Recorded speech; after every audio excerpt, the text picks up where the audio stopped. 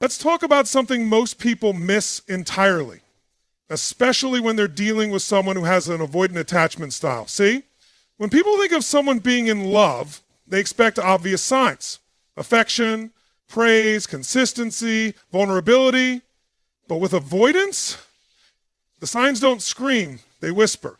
And one of the loudest whispers they'll ever give you is when they start micromanaging the distance. Now you're probably thinking, wait, what? Micromanaging the distance? Yes. Watch closely, because it's one of the most counterintuitive signals of love from an avoidant. Here's what happens. The avoidant pulls away, creates space, and maintains their emotional armor. That's expected. But then something starts to shift. They don't come closer, not exactly. Instead, they start monitoring you silently, subtly, watching your stories, liking your old posts at 2 a.m., texting you something that sounds casual but is strategically placed, just enough to keep a thread between you and them alive. They don't want to fall in love, but they don't want to lose you either. That limbo is in confusion. It's fear management. You see, love for an avoidant isn't about closeness.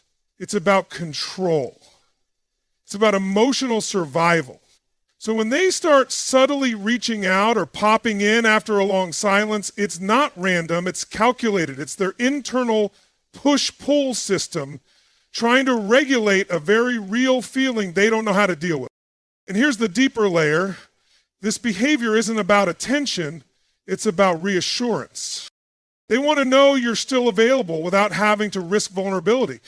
That's why they'll send a meme instead of a message that says, "I miss you." That's why they'll comment on something random instead of confronting the depth of what they feel.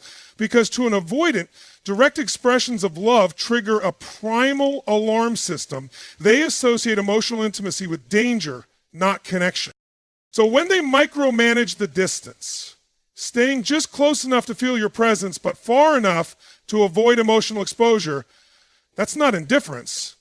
That's emotional warfare inside their mind. And here's what makes it even more powerful. They're not just regulating the relationship, they're regulating you.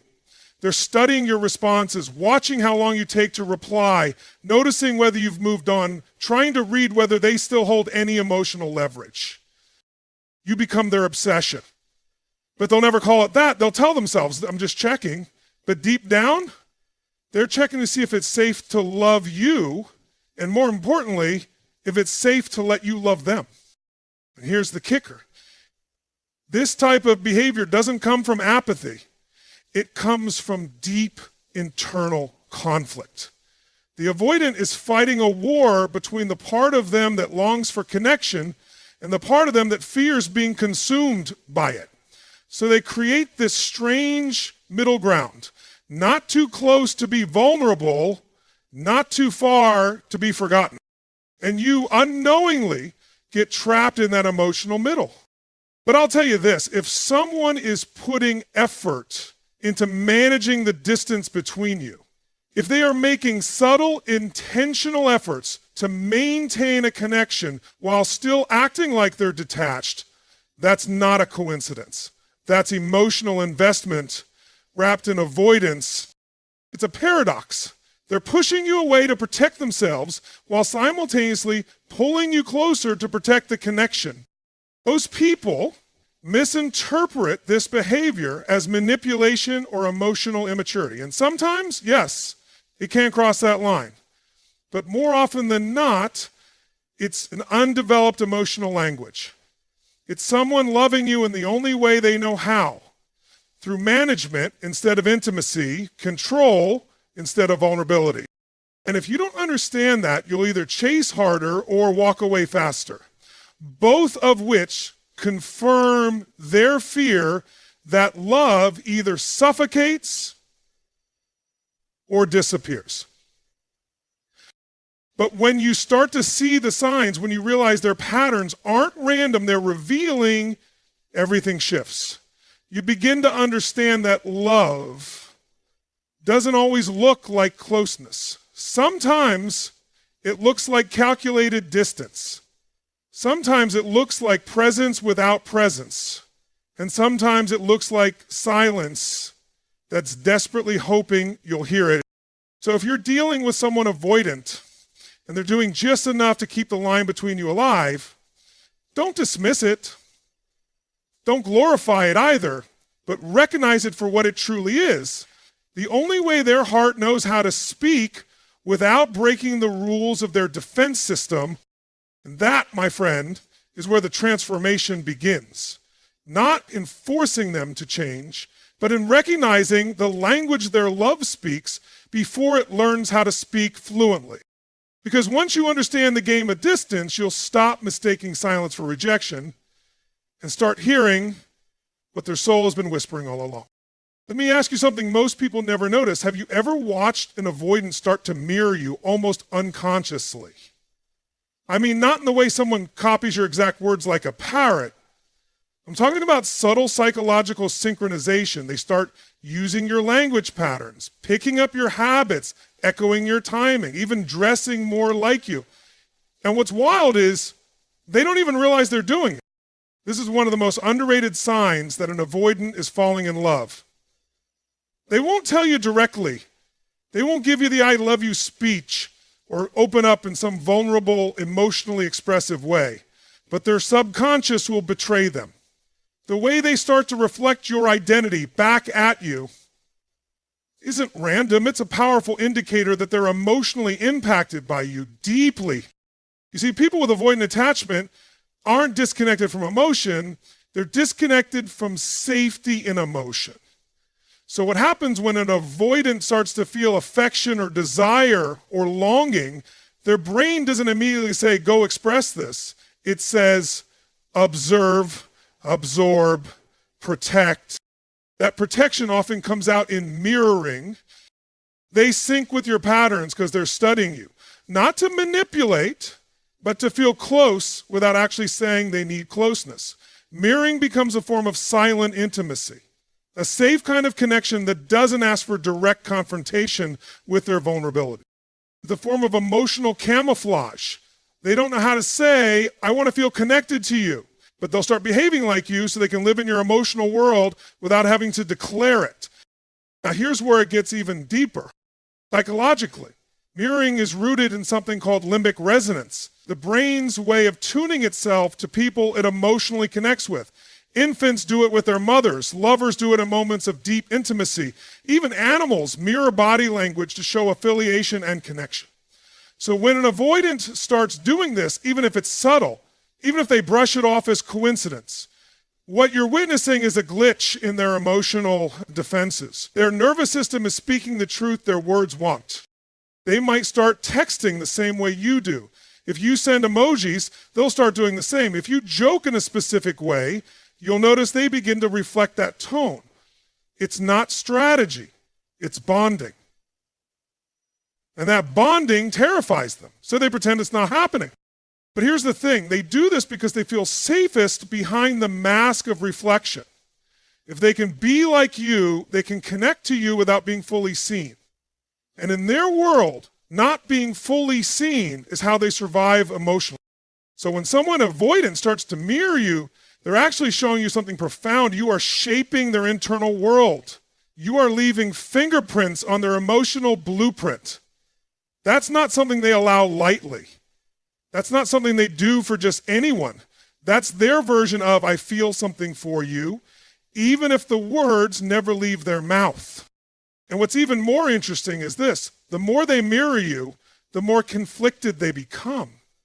Because on one hand, they're experiencing connection. But on the other, connection triggers their oldest fear, dependence, vulnerability, exposure. So don't be surprised if their mirroring is followed by sudden withdrawal. That's part of the pattern. They step in, emotionally, even unconsciously, and then panic at their own closeness. But that panic is proof that the connection is real. People don't fear losing what they don't care about. They don't copy what doesn't influence them. They don't imitate what doesn't impact them. Now, does that mean you should overanalyze every time someone starts liking your music or quoting your jokes? No. But when it comes to avoidance, Those who are emotionally guarded, distant, self-protective, mirroring isn't casual, it's instinctual. It's a survival behavior that only kicks in when the emotional stakes are high. And here's what I want you to take away. Love from an avoidant won't always arrive in words or grand gestures. Sometimes it arrives in the way they unconsciously become more like you. It shows up in the way they absorb your energy into their identity. They can't say, I love you, so their nervous system says it for them through mirroring. That's the psychology of silent attachment. That's the evidence hidden in plain sight. And if you're not aware of it, you'll miss it. You'll think they're just being casual. You'll think they're playing games. But what they're really doing is trying to love you in a language they were never taught to speak. So the next time you notice them becoming a reflection of you, don't dismiss it. Recognize it for what it is, a silent confession from a heart too scared to speak its truth. Let me break a myth wide open right now. When you pull back from an avoidant, when you finally stop texting, stop checking in, stop waiting for breadcrumbs, most people think the avoidant doesn't care. They think silence equals strength. But they're dead wrong. Because here's the truth. The moment you go quiet, the avoidant's inner world doesn't stay calm. It erupts. But they'll never show it on the outside. On the surface, it's business as usual. They're just doing their thing. But internally, they're panicking. Not because you left, but because you stopped orbiting them. And that's the emotional earthquake they weren't prepared for. The avoidants build entire emotional systems around control. Not of you, but of themselves. They need space, they need distance, and most of all, they need to feel that no one has emotional power over them. So when you were the one constantly reaching out, following up, chasing, that gave them comfort. They didn't have to deal with the risk of being abandoned because you were always the one making sure the connection stayed alive. But the moment that pattern flips, when you finally stop giving your energy, when you detach, when you go silent, it hits them like a mirror they can't look away from. Not because they suddenly realize they loved you. No, it's deeper than that. It's because they realize they were emotionally dependent on your pursuit. And they didn't even know it. And that's the ultimate paradox of the avoidant. They run from closeness, but they crave the security that comes from knowing someone won't leave. So when you finally step back, they don't lose the connection, they lose control over their emotional protection. And this is where it gets real psychological. What begins as silence from you quickly spirals into chaos inside them. Their nervous system, which was regulated by your consistency, suddenly goes off balance.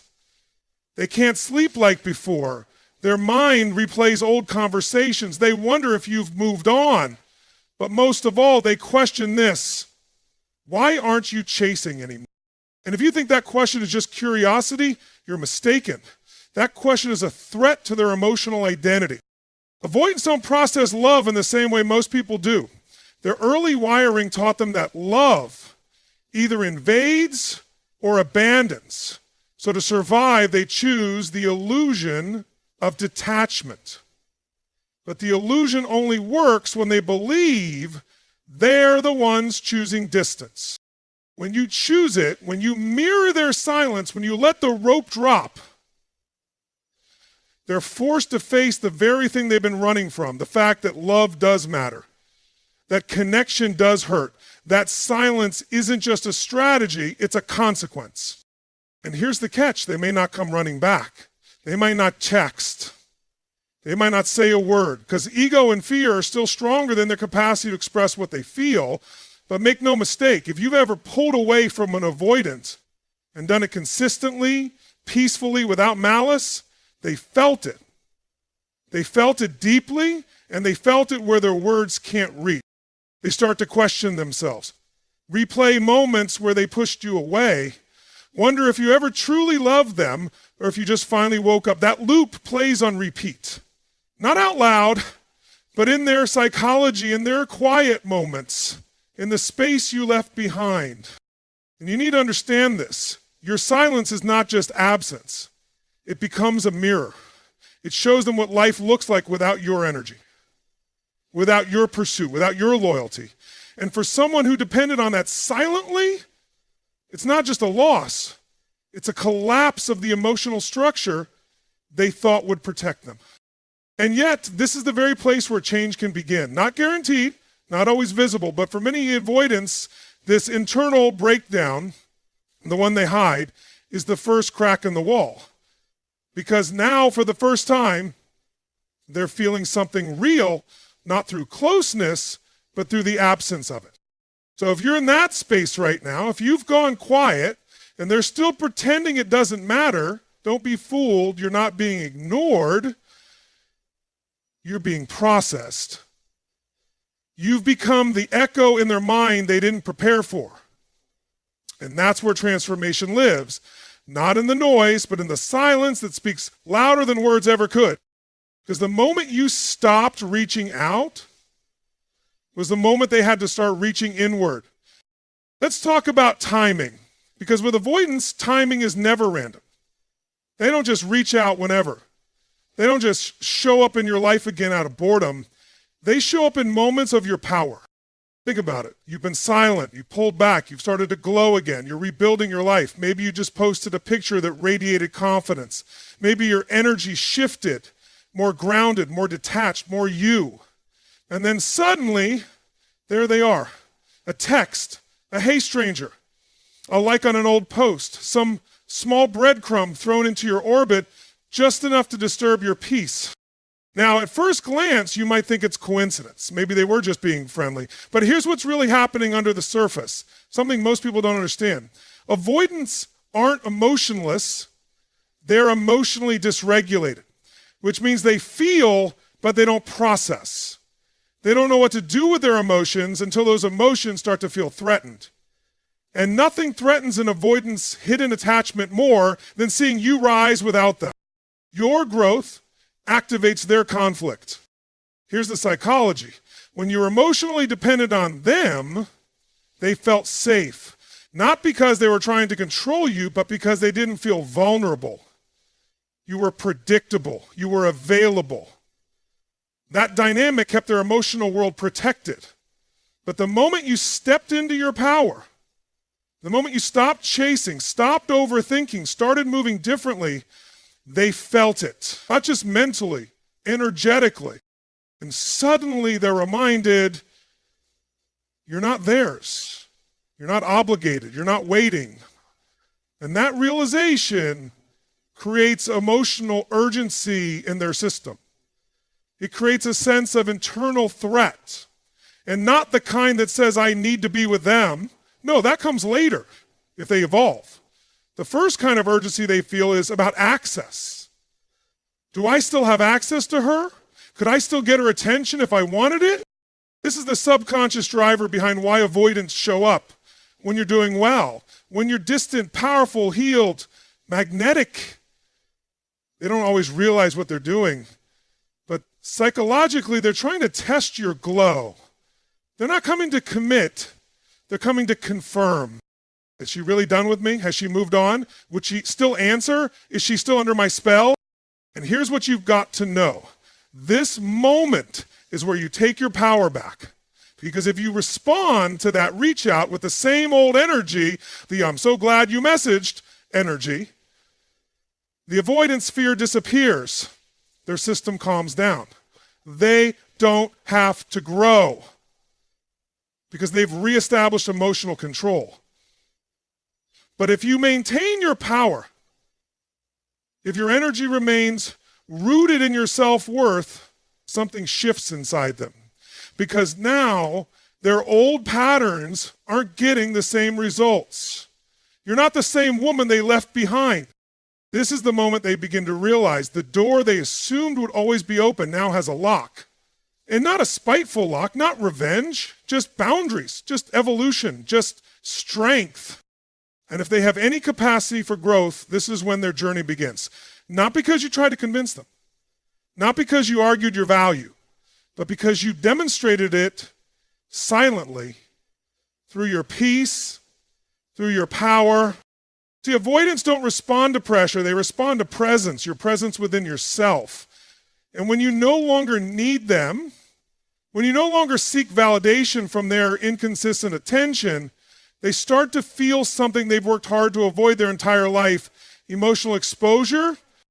That's the paradox. The moment you stop needing them is the moment they feel your value the most. The moment you step into your wholeness is the moment they start questioning their own. So don't be surprised when they show up at your strongest. That's not a sign they've changed, it's a test.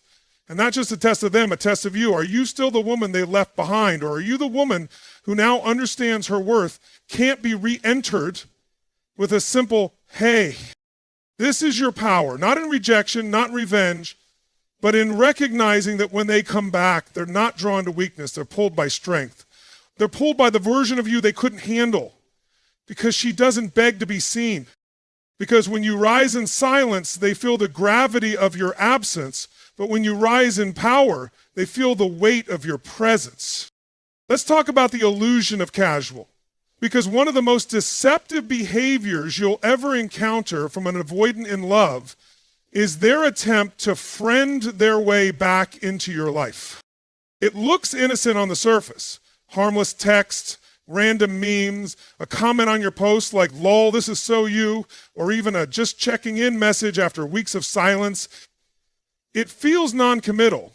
It feels light.